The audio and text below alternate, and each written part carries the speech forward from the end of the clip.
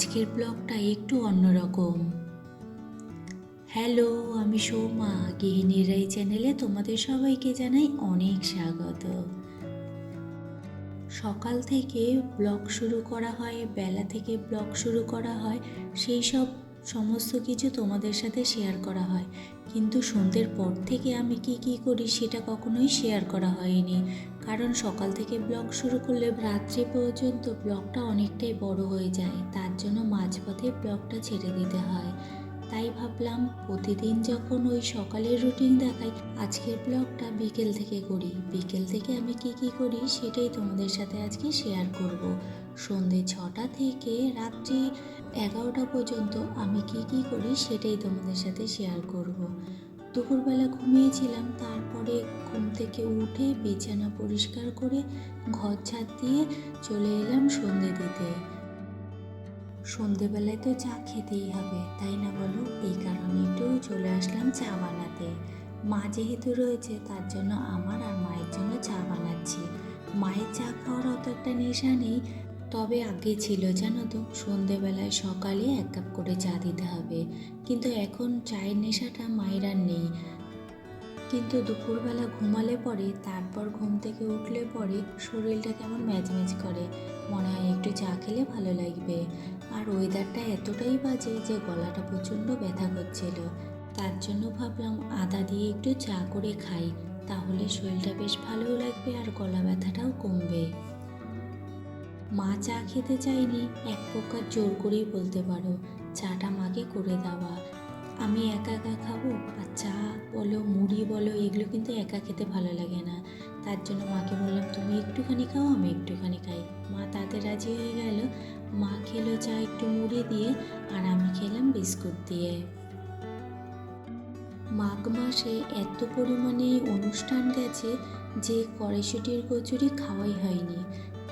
তাই ভাবলাম শীতটা পুরোপুরি বিদায় নেওয়ার আগে একবার কড়াইশুঁটির কচুরি খেয়ে নেওয়া যাক। এখানে আটা ময়দা মিশিয়ে আজকে কচুরিটা করব। মা না ময়দা একদম খেতে চায় না, তার জন্য ময়দাটা অল্প একটু নিয়েছি আর আটার পরিমাণটা বেশি নিয়েছি। ময়মের জন্য নুন, চিনি আর তেল দিয়েছি। আর এর সাথে করব আলুর দম, তার জন্য আলুগুলো ছুলে নিচ্ছি। আর আলুটা না আমি প্রেসারেই সিটি দিয়ে নেব। এই 2টো সিটি দিলে আলুটা সেদ্ধ হয়ে যাবে, আর রান্নাটাও তাহলে আমার তাড়াতাড়ি হয়ে যাবে।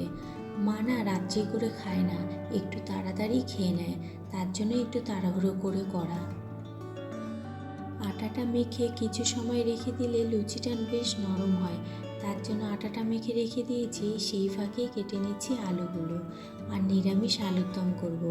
আর জানোই তো, আমিষ আলুর দম খেতে আমাদের একদমই ভালো লাগে না, তার জন্যই নিরামিষ আলুর দম।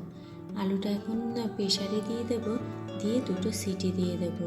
আর এই প্রেসারে আলু সিটি দিয়ে তারপর আলুর দম খেয়ে দেখো, আলুর দমটা খেতে কিন্তু আলাদাই স্বাদ লাগে। আর এই আলুটা কিন্তু আমি ভাজবো না, সেদ্ধ করা আলু দিয়েই করবো হলো আলুর দম। দিয়ে দিচ্ছি লবণ, যাতে সেদ্ধ করার সময় আলুতে লবণটা একেবারে ঢুকে যায়। চলো এবারে এটা বসিয়ে দিই।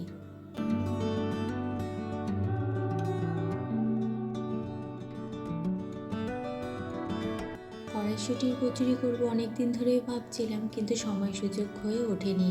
আর দেখো কড়াইশুঁটি দিয়ে কেমন গাছ বেরিয়ে গেছে। মটরশুঁটি আনলে জানো তো এরকম আমি ছাড়িয়েই রেখে দিই, তাহলে রান্নার সময় তাড়াতাড়ি হয়ে যায়।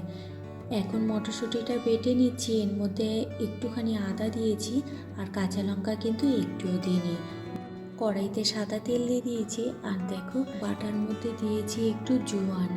জোয়ানটা দিয়েছি এই কারণে, যেহেতু লঙ্কা দিইনি একটু, তার জন্য। এর মধ্যে পরিমাণ মতো নুন আর মিষ্টি দিয়ে ভালোভাবে কষিয়ে নেব। মা এক ফোঁটাও ঝাল খেতে পারে না জানো, তার জন্য কাঁচা লঙ্কাটা দিলাম না, তার পরিবর্তে একটুখানি জোয়ান দিয়ে দিলাম। বিয়েবাড়ি অনুষ্ঠান বাড়িতে কড়াইশুঁটির কচুরি করে ঠিকই, কিন্তু বাড়িরটা খেতে বেশি স্বাদ, কারণ বাড়িরটার মধ্যে পুর বেশি করে দেওয়া যায়। এখানে দেখো আলুর দমটা আমি বসিয়ে দিচ্ছি। আলুর দমের মশলাটা এখন কষাবো, তার জন্য এখানে দেখো টমেটো পেস্ট দিয়ে দিলাম, আর সোমবারে দিয়েছিলাম গোটা গরম মশলা আর জিরা। আর এখানে দিচ্ছি কাশ্মীরি লঙ্কার গুঁড়ো, হলুদ গুঁড়ো, জিরে গুঁড়ো, পরিমাণ মতো লবণ, একটুখানি আদা বাটা আর চিনি দিয়ে এটাকে ভালো করে কষিয়ে নেব। আর কাঁচা লঙ্কা বলো, এমনি ঝাল শুকনো লঙ্কা বলো, কোনোটাই কিন্তু দিইনি। তার পরিবর্তে দিয়ে দেব গোটা 2টো লঙ্কা। রাইও ঝাল খায় না আর মাও তো ঝাল খেতেই পারে না, গলায় প্রবলেম হয় তার জন্য। চলো এবারে ঘরে যাই। রাইকে একটা কাজ দিয়েছি, দেখিও কত দূর করলো। হ্যাঁ, ও সুন্দরভাবেই করতে পারছে। দেখো, পুরটা আমি রেডি করে ওকে বলেছি পুরটা ভরে দিতে। এসব কাজ করতে গেলে তো সময়ও লাগে। ময়দাটা মেখেছি, পুরটা আমার ভরা হয়নি, তাই ওকে বললাম ঘরে বসে তুই পুরটা ভরে দে, আমি আলুর দমটা করে নিই, তাহলে তাড়াতাড়ি হয়ে যাবে। চলো এবারে আলুর দমটার কষানো হয়েছে কিনা দেখে নিই। মশলা থেকে তেল ছেড়ে দিয়েছে, কষানো কিন্তু আমার হয়েই গেছে। আলুর দমে কিন্তু আমি খুব একটা বেশি মশলা ইউজ করি না, ইউজ করি বেশি টমেটোটা। এই মশলার মধ্যে 3খানা টমেটো আমি পেস্ট করে দিয়েছি, যাতে গ্রেভিটাও হয় সুন্দর আর খেতেও ভালো লাগে। ঝাল ঝাল টক টক বেশ আলুর দম হলে ভালো লাগে খেতে। আর দেখো, আলুটা কিন্তু আমি ভেজে দিইনি, সেদ্ধ করেছি এমনভাবে যাতে আলুটা না ভেঙে যায়, আলুটা গোটাও থাকে, অথচ আলুটা কিন্তু সেদ্ধ হয়ে যাবে ভালোভাবে। এবারে আমি কষিয়ে নেব। আর পাশে প্রেসারে বসিয়েছি একটুখানি গরম জল। রান্নাতে না গরম জল দিলে স্বাদটা একদমই আলাদা হয়, ঠান্ডা জল দিলে দেখবে স্বাদ আলাদা হয়, আর গরম জল দিলে দেখবে স্বাদ আলাদা হয়। একদিন এরকম করে দেখবে, পার্থক্য বুঝতে পারবে। গরম জল দিয়ে যে কোনো তরকারি আর ঠান্ডা জল দিয়ে যে কোনো তরকারির স্বাদ কিন্তু দুটোর আলাদা হয়। আর এখানে রায়ের পুর ভরা সব হয়ে গেছে, যেটা এক্সট্রা পুর ছিল সেটাই এখন রেখে দেবে ফ্রিজে। ইচ্ছে করে একটু বেশি করে করেছি, যাতে কালকে সকালবেলাতেও আমাদের টিফিনে এটা হয়ে যায়। জলটা পরিমাণ মতো দিয়ে দিয়েছি, সেদ্ধ করা আলু তো খুব একটা বেশি জল লাগবে না, টকবক করে ফুটলেই হয়ে যাবে আমার আলুর দম। চলো এই ফাঁকে কটা বাসন পড়েছে সে কটা মেজে রাখি। রাতে যা বাসন পড়ে সেইগুলো রাতেই মেজে রেখে দেওয়ার চেষ্টা করি, আর রান্নাঘরও পুরো পরিষ্কার করে রেখে দেওয়ার চেষ্টা করি। মাঝে মধ্যে কয়েকদিন স্কিপ হয়ে যায়, কিন্তু বেশিরভাগ সময় আমি রান্নাঘর পরিষ্কার করে রাত্রিবেলা ঘুমোই। তাহলে সকালবেলা উঠে পরিষ্কার রান্নাঘরটা দেখলে মনটাও ভালো হয়ে যায়, আর কাজের চাপটাও মনে হয় না। আবার জানো তো, পরের দিন কী রান্না করব সেই রান্নার মাছটাও আমি নর্মাল ফ্রিজে রেখে দিই। মাছ তো সাধারণত ডিপ ফ্রিজে রাখি, কিন্তু সকালবেলা বের করে তারপর রান্না করতে গেলে অনেকটা লেট হয়ে যায়, কারণ বরফ তো ছাড়তে চায় না। এই কারণে আমি রাত্রিবেলায় শোয়ার আগে যেটা রান্না করব সেই মাছটা অথবা মাংস যেটাই রান্না করি না কেন সেটা নর্মাল ফ্রিজে রেখে দিই, তাহলে তোমার সকালবেলা রান্নাটা তাড়াতাড়ি হয়ে যায়। এই দেখো, আলুর দমটা আমার কিন্তু একদম রেডি হয়ে গেছে। আলুর দমে জানো তো একটা জিনিস দিতে আমি ভুলে গেছি। যখন আলুর দম নামিয়ে তোমাদের দেখাচ্ছি তখন মনে হচ্ছে এই জিনিসটা তো দিলাম না। তারপর কি করেছি জানো, প্রেসারের মধ্যে কড়াইশুঁটি কিছুটা সেদ্ধ বসিয়েছি লবণ দিয়ে, একটা সিটি দিয়ে জল ঝরিয়ে তারপরে আলুর দমের মধ্যে মিশিয়ে দিয়েছি। খেতে কিন্তু কোনো তফাৎ হয়নি।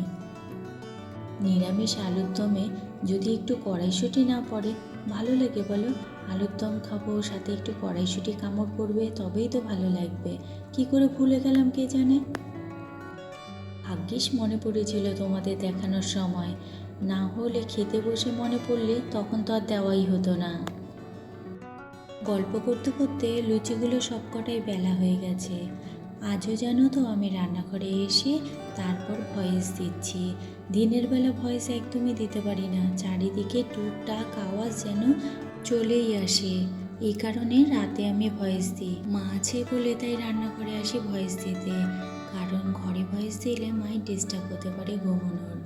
আর দেখো, এখানে আমার কড়াইশুঁটির কচুরি, আলুর দম আর স্যালাড একদম রেডি। চলো এবারে খাওয়া দাওয়াটা করে নিয়ে আসছি তোমাদের সামনে। খাওয়া দাওয়া কমপ্লিট হয়ে গেছে, তারপর তোমাদের সামনে আসলাম। সন্ধ্যে থেকে ভিডিওটা শুরু করেছি, কিন্তু তোমাদের সামনে এসে একবারও কথা বলা হয়নি, কারণ পাশে চলছিল হলো গান, পাশের বাড়িতে কোথাও একটা গান চলছিল, আসছিল, এর জন্য তোমাদের সামনে এসে কথা বলিনি। আর মায়ের সাথে গল্প করতে করতে সেটাও একটা কারণ আছে। আর এখন আসলাম হলো নিস্তব্ধ চারিদিকটা। মা রাই সবাই শুয়ে পড়েছে, ঘুমোচ্ছে, আর আমি রান্নাঘরে এসে তোমাদের সাথে কথা বলছি। রান্নাঘর পুরো পরিষ্কার পরিচ্ছন্ন করে নিয়েছি। এর মধ্যে রয়েছে এখন একটুখানি আলুর দম, আর এখানে রয়েছে কড়াইশুঁটির কচুরি কয়েকটা, আর সেটা খাওয়া হয়নি। কড়াইশুঁটির কচুরিগুলো তো অনেকটা বড় বড় হয়েছে, এর জন্য বেশি কেউ খেতে পারেনি, আর সেটাই রয়েছে এক্সট্রা। আর রান্নাঘর পুরো পরিষ্কার পরিচ্ছন্ন করা হয়ে গেছে। আর এখন যাবো ঘুমাতে, তাই ভাবলাম তোমাদের সামনে একটু কথা বলে নিয়ে তারপর যাই ঘুমাতে। চলো তাহলে ভিডিওটা এখানেই শেষ করছি। দেখা হচ্ছে তোমাদের সাথে আগামীকাল একটা নতুন ভিডিওর সঙ্গে। তোমরা সবাই ভালো থেকো, সুস্থ থেকো, আর সাবধানে থেকো। আর ভিডিওটা যদি ভালো লেগে থাকে তাহলে প্লিজ একটা লাইক, একটা কমেন্ট করে দিও, আর সাবস্ক্রাইব করে আমার পাশে থেকো। চলো আজকের মতো টাটা। আর আমি না আস্তে আস্তে কথা বলছি, রান্নাঘরে এসে দাঁড়িয়ে, সবাই ঘুমিয়ে পড়েছে তো জোরের জন্য কথা বলছি না, জানি না কতটুকু শোনা যাচ্ছে।